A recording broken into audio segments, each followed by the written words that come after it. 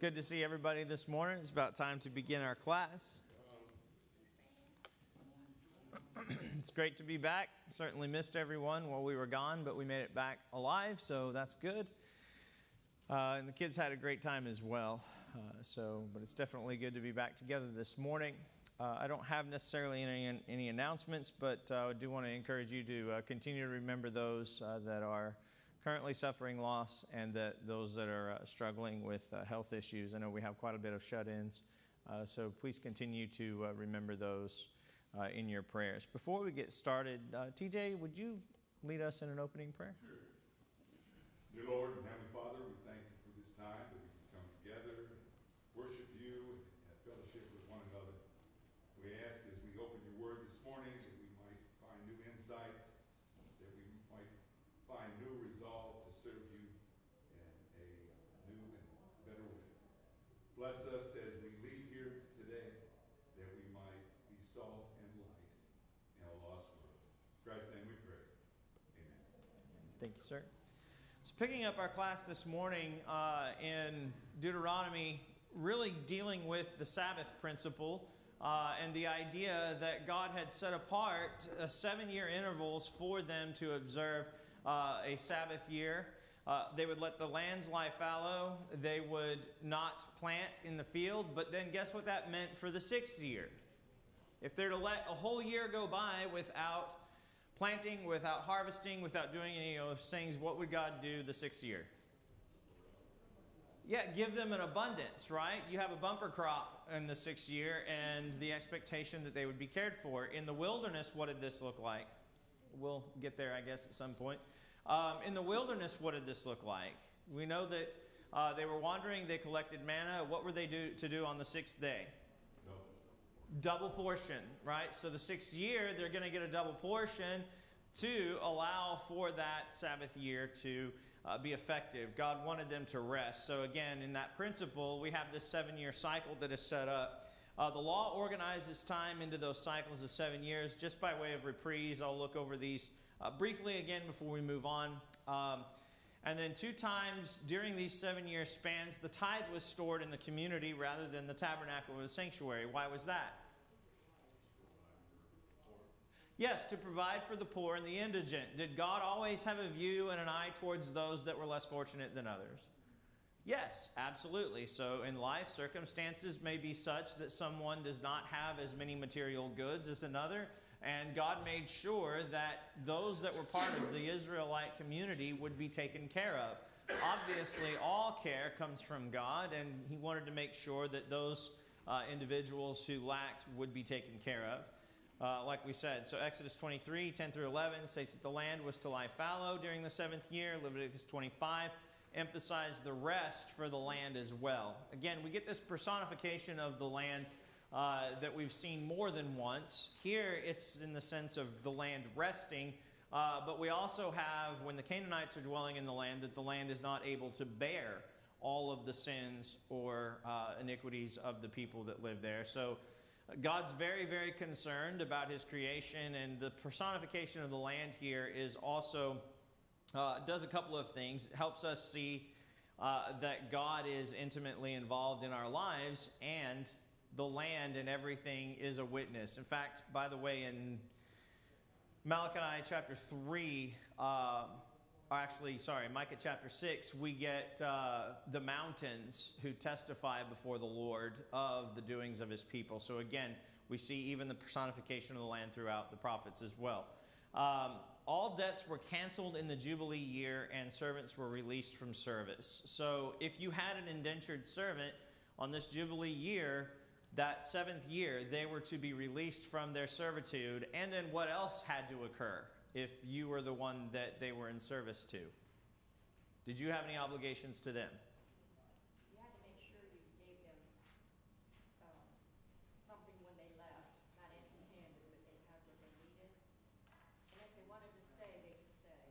Yeah, so a couple of things. If the servant wanted to stay because he liked the conditions under which he worked and he appreciated the master, he could indenture himself for life and have his ear pierced, right, with an awl at the door. and that would signify his relationship to that owner. Owner is an improper word, but to that master or to that lord. And he would serve that household and that family indefinitely.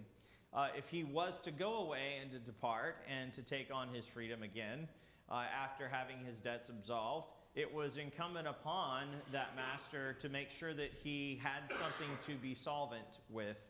So when he left his house, he could go and start out again. Otherwise, what would happen?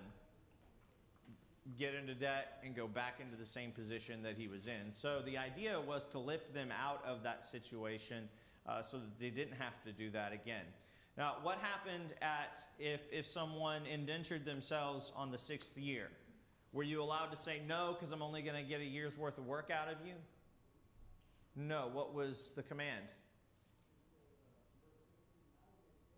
You take them into your service.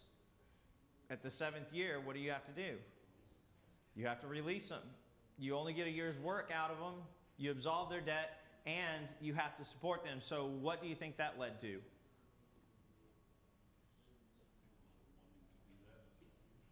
Yeah, people not wanting to do that in the 6th year. People resorting to, I don't know the right word, but not allowing the law to be effective for that person because this individual wants more time from them, right? And has false stipulations placed on, well, he's only going to give me 1 year and he owes me 3 years' wages.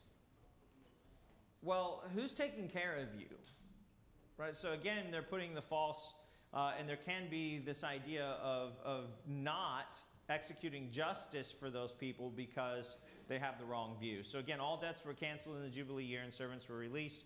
If one faithfully practiced the law of God, then they would be so well off, they would not need to borrow from a fellow Israelite.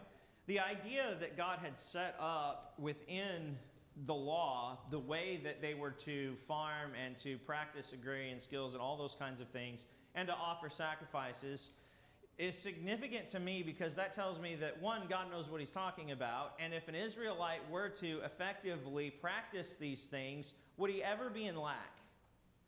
No, he wouldn't. Look at Abraham. Now, obviously, Abraham was not under the Mosaic covenant, but Abraham was faithful to God, and what did God do for him? He took care of him and his household. Did Abraham ever lack the things that he needed? No. Not at all. In fact, many instances in the Old Testament we see those that are faithful to God who are very, very well off. Now, does that mean that if we're faithful to God, we're automatically going to receive blessing? And is it a health and wealth gospel? No, not necessarily. But we do know that God will take care of us, and he did take care of his people. And so if one were to practice and execute the laws that God had put in place, what did he tell them in the promises? In Deuteronomy. Do what I say and what? He'll take care of you. Where did all the problems arise for Israel, by the way? Stopped trusting in God, started cutting corners, started offering the lame, the halt, the blind, the maimed to God. Didn't believe that God would be able to make up for what they were sacrificing to him in the long run. I've heard it said multiple times, and I've seen it repeated multiple times, and I know that there's quite a bit of statistics on this, but roughly 50% of an Israelite's goods were offered in sacrifice each year. With the tithes, with the offerings, with the burnt offerings, with the animal sacrifice, you could chalk that up. And by the way, with the leaving the corners of the field for the indigent, you're looking at close to a 50% sacrifice. I'm not advocating for a 50% tax. That's not it. But what I do see is that even though they were giving those things to God, one, it was distributed to the needs of those in the congregation of Israel that needed it. And two, God always took care of them. There was more than enough for the people, even though they trusted in God and gave those things. So again, that's where some of the complaint is in Malachi.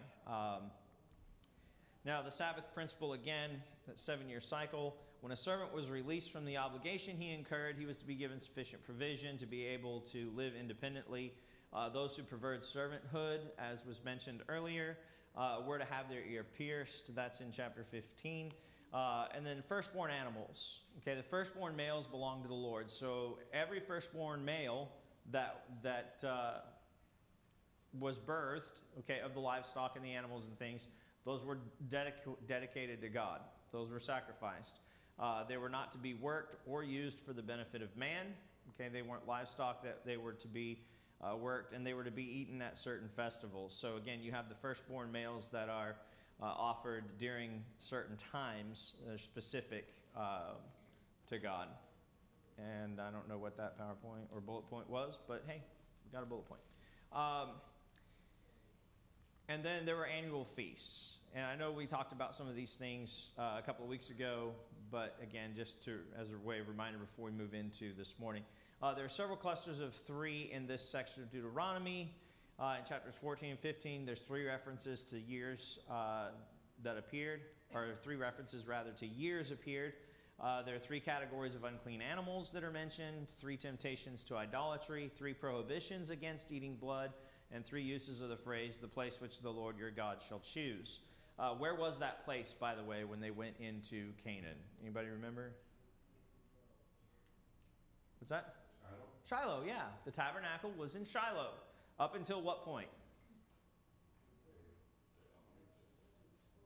Yeah, until Solomon built the temple, okay, in Jerusalem, okay, in around 900 or so. So you're looking at almost 500 years of one place designated as where the Israelites would go for the 3 annual feasts that were required by the people, and for the place that they would offer sacrifices and things publicly in that way. So 3 times each year, all the males are to appear before the Lord, and none should be empty-handed. This is a reference to the tithe and the free will offerings. So those individuals would come from distant parts. Now, why was it in Shiloh, by the way? Just good scenery there. Yeah, centrally located, right? The best place, if you have a requirement for everybody, the best place to have that place is a central location. Obviously, the people on the periphery would have to travel further, and that's why there's provisions in there for them traveling far, and if they have these tithes, then they can, sell them or do whatever. But at the same time, they're coming to Shiloh because it is a central location. Now, each was to give in proportion to how he had been blessed. Does that sound familiar? Yeah, so is this principle the same in Christianity? Yeah, Paul is very clear about that. We give as we've been prospered. That term has been used quite a bit when it comes to our financial giving to the church and to the work of the church. So again, there should be a relationship between how much God blesses us and what we give in return back. Are you going to focus on the use of 3? Was there a reason behind? I don't know that there's necessarily a reason. I think that there was parallel structure as he's writing, the Holy Spirit, and writing these things out. There was some parallelism there, and so he ties those units of 3 together. I don't know that there's any significance more than just the unique nature of the way that he's put that to pen.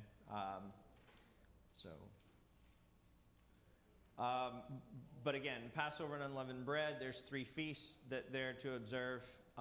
What 3 feasts are those? Does anybody remember? Tabernacles? Yeah, that's tabernacles. Passover and what's that? Atonement, Day of Atonement. Yep, so Yom Kippur.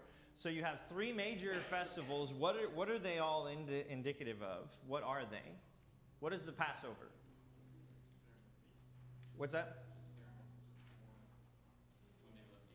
Yes, reminder of how God delivered them from the Egyptians and passed over the Israelites, but killed the firstborn of everyone in the land who did not put the blood of the lamb on their door.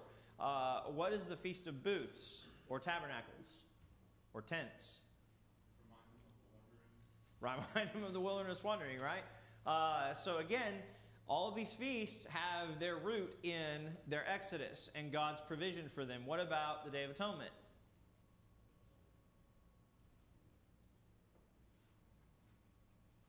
What is that for? Rolls the sins forward each year. Right, so the Hebrews writer talks about the high priest going in once a year, right? Cleanse himself first and then offered sacrifice on behalf of the people. Yeah, so you have the cleansing of the people of God on the Day of Atonement, right? The national conscience being cleansed and having them executing that faithfully before God. And so God rolls their sins, however you want to look at that, has the sins remissed for the people, or at least atoning for them at that time. So the Day of Atonement was significant. So those are the three main feasts. So celebration of deliverance from Egyptian bondage. Unleavened bread was a reminder of the hasty departure from Egypt. The seventh day of the festival was a Sabbath day. There were 7 weeks. Leviticus 23 addresses this, as well as Deuteronomy 16, 9 through 12. 7 weeks after the beginning of harvest, you have the Feast of Weeks that was celebrated. And then there were the Feast of Harvest, rather, was a one-day feast. Free will offerings were given to the Lord, and the needy remembered and are taken care of as well during these times. So whenever the congregation of Israel comes together for these national feasts, even those that are poor are taken care of by God. And so one of the things that is unique about that is when they all gather together, those tithes, those free will offerings are distributed among the people for their sustenance, for them to be taken care of. Now, does that sound like anything that we read about in the New Testament? What's that? Yes, it sounds like Acts when they gave to one another as they had need. That's exactly right, Acts chapter 2, okay? And no one lacked. So as the church came together, they distributed those things as everyone had need, and they were taken care of. So again, we see the same kind of community that God expects his people to manifest. Feast of Tabernacles, at the conclusion of the fall harvest, it was the feast that was celebrated for 7 days. Time of fellowship and sharing with those that were less fortunate, and the entire feast was in essence a Sabbath celebrating work well done and the blessing of God. So again, after all of the work had been done, they would celebrate this festival and be encouraged by God. So again, we're through the Sabbath principle and the idea of rest and God's expectation that they have joy and appreciate what he's done for them, but also give back to those that are less fortunate. Any thoughts on this section before we jump into the next? Excellent. So then it's well covered. Authority principle. What do you think this has to do with? So really going to focus on chapter 16 through 18 this morning as we move into this discussion. But what is the authority principle? Who's in charge? Okay, who's in charge just generally speaking, or who's in charge in what way? When you have a group of people, you can't just have everybody do what they want. You have to have somebody speaking for all of them. It's like decentralized control. Okay, so you have to have at least some centralized authority or figure. What was unique about Israel as they dwelt in Canaan? When they first went in, conquered the land, subdued it, now they're at rest. How were they politically organized? Tribes? They didn't have kings like the other nations that they conquered like all in. Yeah, they had no king. There was no king in the land at the time. And so how was each tribe distributed up? Well, they had a particular place where that tribe geographically would live. That was the land of their inheritance. And so you begin to see a need for structure. Why does there have to be an authority? Now, by the way, is this just spiritual authority that we're talking about? No. What else goes along with this? What's that? Civil authority. 100% right. Civil authority. So who is in charge of the day-to-day affairs of what's going on? Do we like law enforcement? Yes. Do we like law and order? Yes. Do we want people to do good? Do we want people who violate the law to actually be punished for those transgressions? Yes, because there's expectation in this society, in this particular agreement that we all live together. There's going to be discipline that needs to take place. So who has the authority to execute that discipline, that judgment, what's going on? So Again, in these tribal areas, they're going to be taken care of, generally speaking, by the heads of families, right? And their respective judges that they would put in place. And so there was a need for civic authority in a place that was decentralized like Israel during the time of the judges, okay? During the time of their initial living in the land. So we have the judge who was first and foremost. Are we talking about the book of Judges proper? Is that what we're talking about? What are we talking about when we talk about the judge?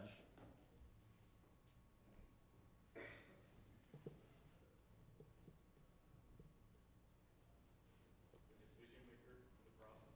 Yeah, the decision maker. Okay, so who would that be, though?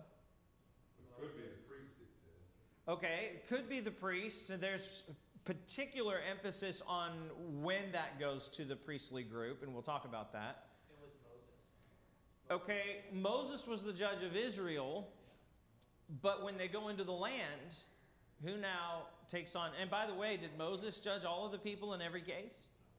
No. What happened with Jethro, his father-in-law? He said to divide it tens and hundreds and fifties. Yeah, that's exactly right. So appoint judges to hear these cases and only take the cases that are hard. So Moses had that told to him. By the way, those are words of wisdom, okay, by Jethro. Go ahead and appoint individual judges over tens, over 50s, over hundreds, so on and so forth, to hear these cases, because Moses was sitting there listening to every complaint. No wonder he was so frustrated, right? And so God said, go ahead and appoint it this way so that you'll have the burden taken off of you of all of these smaller matters and you can deal the weightier matters. So the judge was someone who made decisions in civil affairs and conflicts concerning one another, whether it was violence or theft or any violation of the covenant law. The judge would sit and make a determination on what needed to happen sentence-wise concerning those figures in that lawsuit. Now, where were they from? How many were there? I must find them. I'm their leader, right? What was going on with the judges? So in Proverbs 31, you have the statement about the virtuous woman, and what does it say about her husband? He's known where? He's known in the gates. What is that a reference to? The security guards at the gates? Okay, maybe. The elders of the city that would come together and oversee it and decide. Yes, so the elders of the city, but the judges in particular would sit and try cases at the city gate. Why? Well, if you go to Hebrews 13, what we find is that wherefore Jesus also, that he might sanctify the people with his own blood, suffered where? Without the gate. In Numbers, where were they to take the individual who had offended in God's covenant to execute him? Outside the camp. So where did all civic discourse, or at least trials and things of that nature, take place? Outside the camp. Those that were guilty of capital crimes were punished with death, and that could not occur in the city. That needed to happen outside the city walls for a couple of reasons. The first reason is that it showed that they were cut off from the people, and that being cut off from the people, they were also cut off from God for violating in that fashion. They were no longer part of the community because of what they had done, and therefore the punishment fell on them swiftly outside the city gate. There's also the idea seen here in the individual sitting at the city gate is that they know everybody. They know people's comings and goings. They have a relationship with everybody, and therefore they have the ability to make discernments for the people. The elders would also sit outside the city gate, but not every elder was a judge. Judges had a specific role and capacity or function in how they administered that justice. You also have the discussion that Moses gives of a king. But I thought God was their king. He knows their hearts, and they're eventually going to reject him as king, and they want that. So he's going to give it to them. Okay, so God making provisions for future developments. Did God know that Israel would always want a king?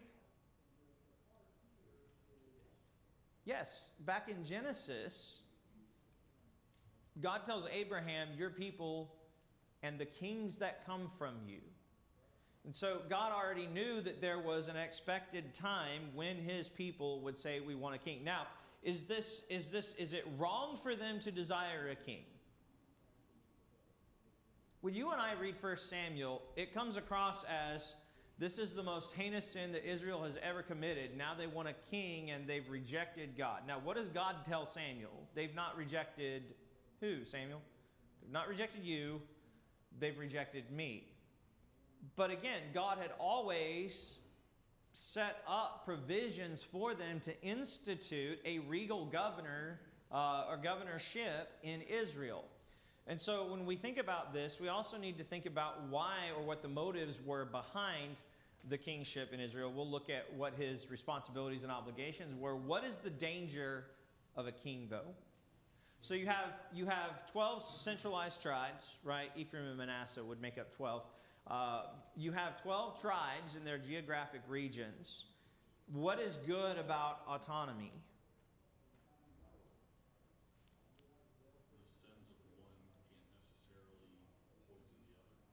Yeah, absolutely right. With no centralized authority, you remove any filter coming from the top down into an organization and corrupting the whole thing. Okay? So a kingship can easily corrupt an entire nation by the king's actions. And is that seen in the Old Testament?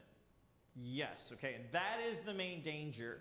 Now, we see the tribal system working and functioning as God intended in the book of Judges in a very unique instance by all of the other 11 tribes aligning themselves against one particular tribe. Anybody know what tribe that was? Benjamin, that's exactly right. Because of the heinous acts of some of their people, and then because the fact that Benjamin decided to harbor those criminals and not turn them over to the rest of the nation. So again, it worked out, but again, they weren't supposed to be going to war with fellow tribes. They did. They almost completely obliterated the tribe of Benjamin. But was the rest of the nation corrupted and held liable for those actions?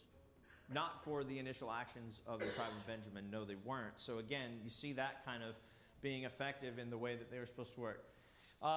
The authority of the priest. What kind of authority does a priest have? The priest have? You supply the article.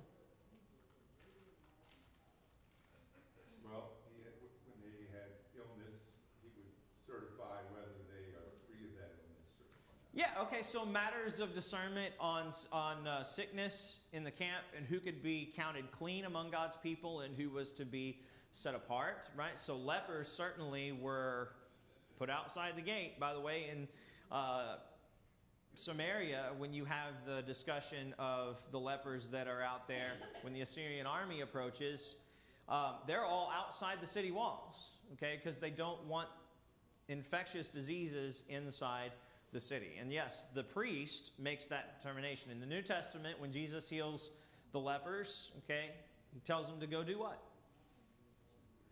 Go and show yourselves to the priests. Okay, so they did have authority to say whether or not someone was unclean based upon a physical illness. What else kind of authority did they have? They needed to examine the houses. If there's some growth in the house, they needed to see whether it was leprosy or not. Examine the house. Yeah, that's right. I forgot about that. That old chestnut. Yes, they could definitely do that and do building inspections, we might say. Come in with their clipboard and say this one doesn't meet standards. Absolutely. What else? Certainly spiritual matters. Yes, that would be predominantly where their authority would be. And we'll see kind of some of the instances as we go through this and draw it out a little bit more where the priest would have an authority in spiritual matters. What would they do regarding sacrifices? They would kill the sacrifice. They would slaughter. Yeah, okay, so they would slaughter the sacrifice. They were the mediator between sinful man and God. There was the priest who mediated that sacrifice for them, so they had that ability. What else did they do about the sacrifice? Partook of the feast that God allowed them to. Okay, so they were fed from the sacrifices. God took care of them and some of their provisions through a lot of the sacrifices that were made. Absolutely correct. Did they determine its worth? Yeah, who's the one that determined the value of an animal to be sacrificed to God? The priest ultimately had the final say. And so if you brought an animal to a priest, it would be his prerogative to make sure that that animal was clean, that it wasn't and did not have any blemishes, as the text says, that it was fully healthy and could be offered to God. So they really played a significant role in your relationship with God, because if they said, hey, this animal is kind of walking a little funny, they could refuse to sacrifice that. All right. They also, like you mentioned, they were mediators in the priestly function.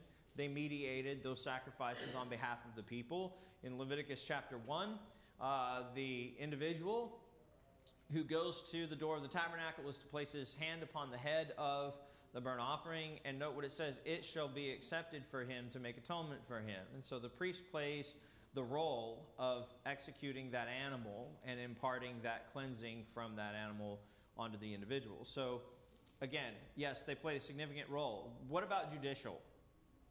Did they have any judicial authority?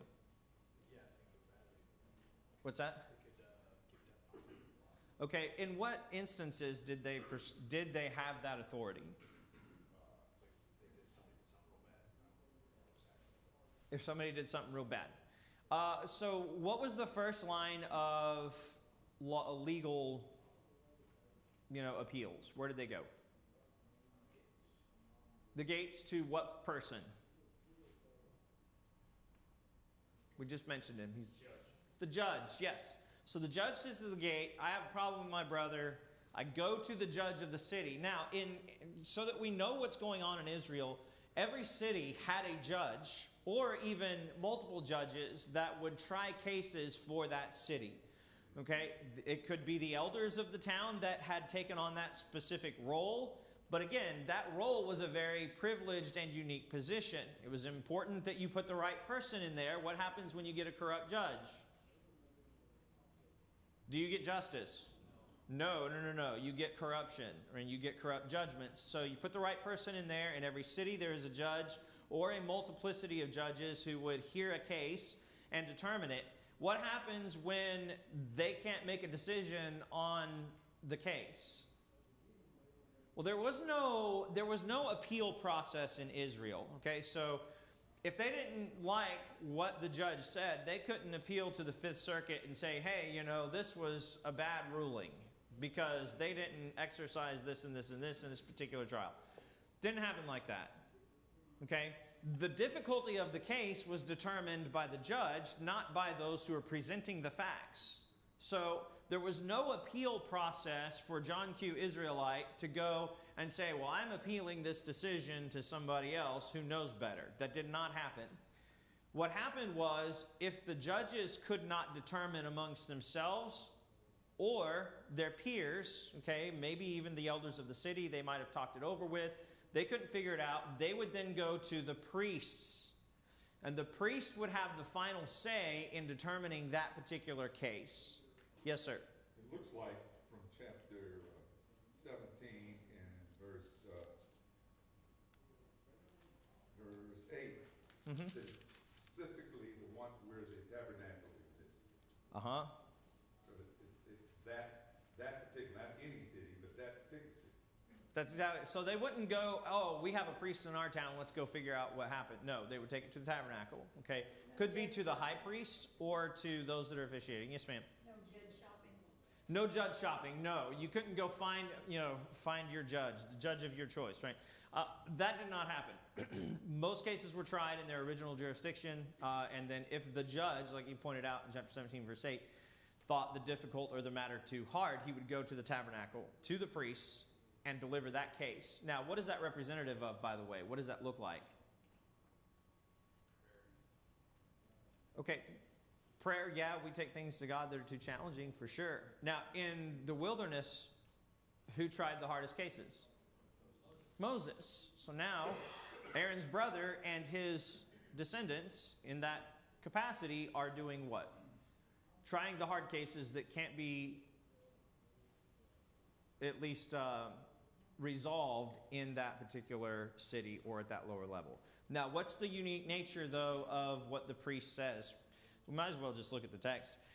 He says, verse 9, "Thou shalt come unto the priests, the Levites, and unto the judge that shall be in those days, and inquire, and they shall show thee the sentence of judgment. And you shall do according to the sentence which they of that place which the Lord shall choose shall show thee. And thou shalt observe to do according to all that they inform thee, according to the sentence of the law which they shall teach thee, and according to the judgment which they shall tell thee, you shall do. You shall not decline from the sentence which they shall show ye to the right hand or to the left. And the man that will do presumptuously and will not hearken unto the priest that stands to minister there before the Lord thy God, or unto the judge, even that man shall die, and thou shalt put away the evil from Israel." So, you go to the priest, and the priest comes down with a ruling and says, this is what needs to happen. What does the judge of that city have to do now? They are obliged by the God of heaven to go back and enact that judgment from the priest. Kind of a big deal. All right, so do you think they were just running off to the tabernacle every time they got a case? Hey, let's go see what the priest says. No, because there was a divine injunction that whatever they said had to be enacted, and if they did not or refused to enact it, what happened to them? They get executed. Yes, they're not faithful in carrying out the expectations of God. I think it would not only, from what I can tell from the context, it's not just the judge.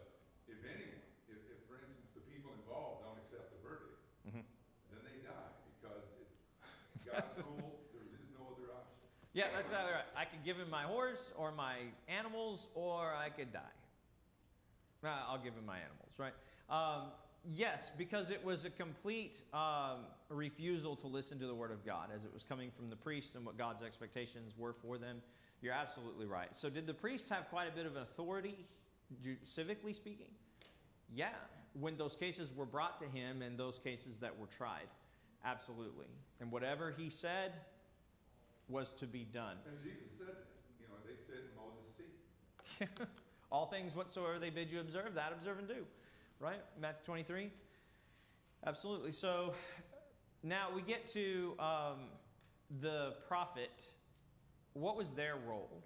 Now, I've taught 6 minor prophets. If one of you can remember what the prophet's role was, I'll give you a mint. Yes, ma'am.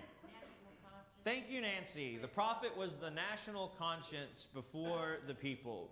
And the prophet is going to be discussed here. In Deuteronomy 18, there is a statement, I believe it's verse 18. "Yes, I will raise them up a prophet from among their brethren, like unto thee, and put my words in his mouth. And he shall speak unto them all that I shall command him. And it shall come to pass that whosoever will not hearken unto my words, which he shall speak in my name, I will require it of him." What is the prophet's role? Now, we mentioned what they do. They're the national conscience. How do they affect the conscience of Israel? They remind them what God told them to do in the first place. Yes, they remind them of their relationship with God, where they are or aren't, and what they need to do in order to make things right. You have a lot of prophetic utterances in the Old Testament. We have many prophets, several that are named, several that write, several that don't. We have some that are unnamed that die terrible deaths. Again, the prophet role was significant in Israel. Now, why was it so significant? Why is Moses talking about prophets?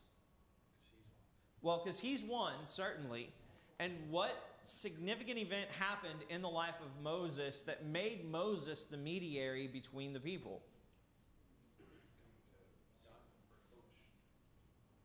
Coming to what? Okay, so he had divine revelation from God at the burning bush. That made him a prophet, absolutely. When God spoke to the people and they're like, no, we want you to speak with Moses and he can tell us what you say, because they were so fearful of what they observed. Yes, the setup of the prophets was not arbitrary. God didn't just say, oh, you know what? I'm going to send guys into your midst who are speaking for me. Go ahead and listen to them. That's not how it happened. God spoke to who at Sinai? Who? Before Moses. Everybody. Was God a respecter of persons? No. He said, I'm speaking to everybody, the whole congregation. In 3 days, gather the whole congregation of the assembly of Israel before Mount Sinai. Okay? And what was he going to do? He was going to deliver the law to them and explain the relationship between him and them. And after a while, what happened with the people? We can't handle this. This is too scary. This is terrifying. Moses, you do it for us. So who set up, in some respects, the idea of mediation between the people and God through a prophet? The Israelites, because of their desire to not be in the presence of God. We can handle Moses telling us these things. Now, what did that unfortunately devolve to? What's that? Well, yes, they ended up in iniquity and idol worship and all those things, but did they have the same reverence and respect for the prophets that came after? No. In fact, Hebrews chapter 10, right? They were tempted, they were slain with a sword. They wandered about in sheepskins and goatskins, being destitute, tormented, and afflicted, of whom the world was not worthy. So you have all of the persecutions that arose against God's people that were sent for that sole purpose and to drive their attention back to God. Now, did the prophet have authority? Yes, inherent within the prophetic role was an authority that he had, but where did that authority solely rest? In the execution of God's word, right? What God told him to do, he did and he accomplished, and he had the expectation that those who heard those words abide by those words. Now, did that happen all the time? No, it did not. Okay? So again, we'll look at a little bit more detail on those things. So the authority principle, the judge. Judges were appointed by the people in every town. So in every place, you had recourse to go and settle disputes. Yes, sir, Steve? Before you go on, I think this is also prophetic, where all of these positions rely on the man, the people that were appointed to be true, trustworthy, and looking after God's own interests. Yeah, certainly they had to be. But I think it was set up like this to show the people, because at the time of Christ, it all went bad. Because people that were in that position were self-centered and making profits from it, and how not if God always gave us a way, and we always chose a different way, and He's wanting us to get back to that right way. If that trying to make it as condensed as possible. But at the beginning, it was a monarchy where God was the ruler, and He was wanting to rule over us. He was the king. But it only works that way as if you have a righteous king. God is the only one that can do that. And so we're getting back into where Christ comes to. Yeah, absolutely. So the depravity of man certainly corrupts these positions of authority, doesn't it? And individuals' lack of adherence to God's standards, both in their life and their expectations of their duties, certainly lead to hardship for the lives of those that they affect. This is seen all throughout the Old Testament, by the way. And the minor prophets are, have tons of comment concerning the corruption of justice and those things that are done in the land. And so, yes, the corruption that is there is evidence of the individual defiling that office. Now, does that look poorly or reflect poorly on God? Is that God's fault? No. What tended to be the case, though? People blamed God for the corruption of the institution. Interesting. That never happens today, does it? No. There's lots of corrupt people in religious organizations who do things that are entirely contrary to God's standard and expectation. But that doesn't mean that the institution itself is bad. What it means is you have the wrong people in those positions and roles. That's why it makes it that much more important for the selection process of those individuals that function in that capacity. Yes, sir? I love what he did when he talked about their kings. Mm-hmm. Make sure that they don't rely on cavalry, with horses and stuff, and don't, rely on, don't let him have multiple wives. Yeah. And that was, David's and Solomon's downfall. And then he talks about, don't put a foreigner over you, but he always had to have his own personal copy of the Bible Yes, absolutely. and keep it with him at all times. Yep. So God putting a hedge about those that would be functioning in that capacity and ruling and overseeing. Well, we will pick up here next week. I appreciate your attention this morning. The lesson is yours.